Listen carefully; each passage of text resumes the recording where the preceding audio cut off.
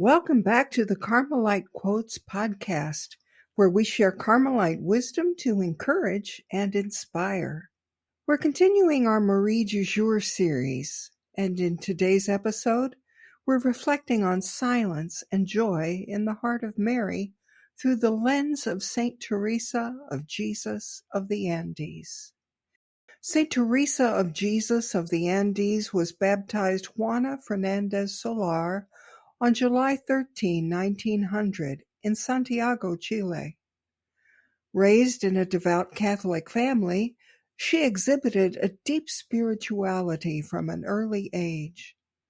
Her life was marked by devotion to the Eucharist, a tender love for the Virgin Mary, and an unwavering commitment to doing God's will.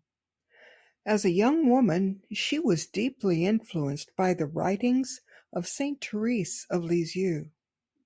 In a letter to a friend, she wrote, "I love Saint Teresa of the Child Jesus so much. I have made her my confidant because she is the one who understood my soul. She taught me to love Jesus and to offer him my little sacrifices." That's a quote from letter 50 in the collected letters of Saint Teresa of Jesus of the Andes. This love for Saint Teresa inspired her to pursue a Carmelite vocation. At the age of 19, she entered the discalced Carmelite monastery of Los Andes, Chile, where she took the name Teresa of Jesus. Despite spending only 11 months as a Carmelite nun, her writings, letters, and spiritual insights continue to inspire thousands around the world. Saint Teresa of the Andes possessed a unique personality among discalced Carmelite saints. She recognized the source of grace to fulfill her vocation, and she approached spiritual growth in an ABC fashion. She knew her goal, she understood the tasks required to achieve it, and she set herself to the task. This can-do type A personality perhaps contributed to why she lived such a brief, intense life. In her brief time as a Carmelite, she lived out her vocation with great zeal, embodying the Carmelite ideals of prayer, silence, and sacrifice. Teresa was known for her joyful spirit and deep love for Christ, referring to Jesus as her divine spouse.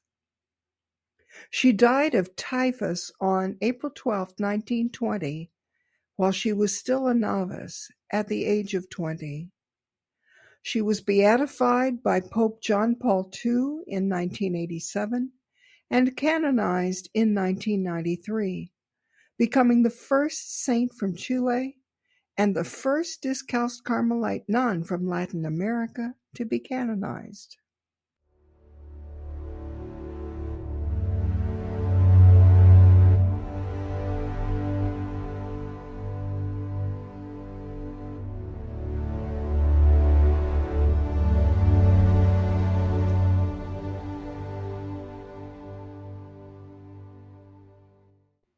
The quote we're reflecting on today is an excerpt from letter 58, which was written by Teresa to Father Jose Blanche on February 3, 1919.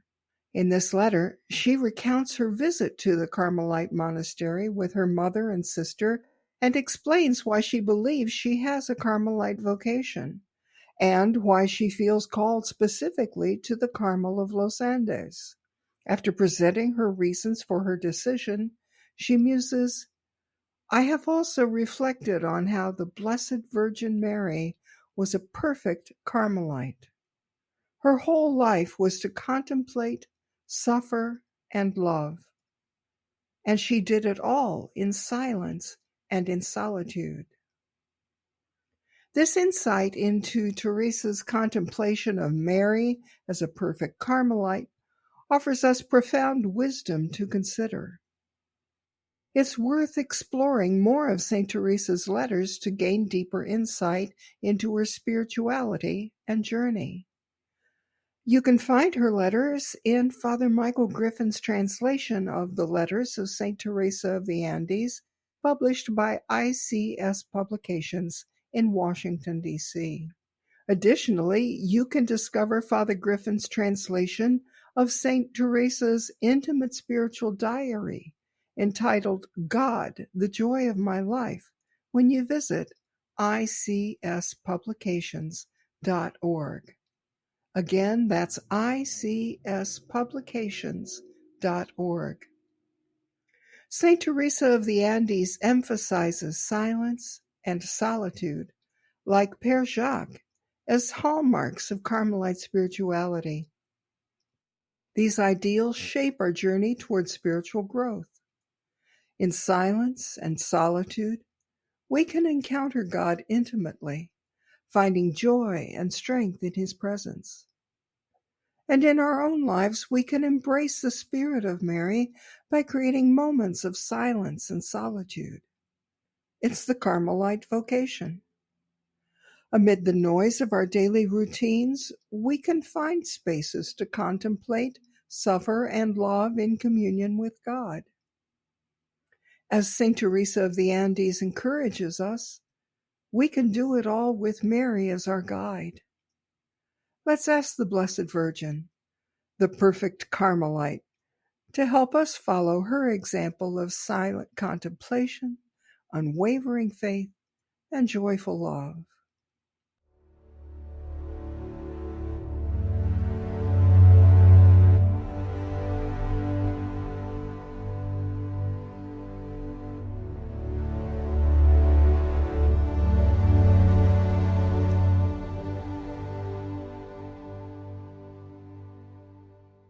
Thank you for joining us today. Visit our website, carmelitequotes.blog, to explore more about silence and solitude, about the life of Mary, and while you're there, subscribe to our Quote of the Day emails, and you can receive Carmelite wisdom right in your inbox every day. The Carmelite Quotes podcast is available on Spotify and will be coming soon to Apple Podcasts and other major platforms. And we're grateful to our friend and composer for media, Sean Beeson, for our music. You can listen to Sean on Spotify too. And if you're considering a vocation, why not explore Carmel? The Carmelite order of friars, cloistered nuns, and laity is a vibrant presence across the globe. The Teresian reform has houses and monasteries of discalced Carmelite friars and cloistered nuns worldwide. And with over 28,000 secular Carmelites like me across the globe, there's a place for you in Carmel too. Is God calling you to Carmel? You can contact us through our carmelitequotes.blog website to learn more. And consider this. In the quiet of your heart, listen for the whisper of God's call. He may be inviting you to a journey of deeper prayer and service. Blessings from Carmel.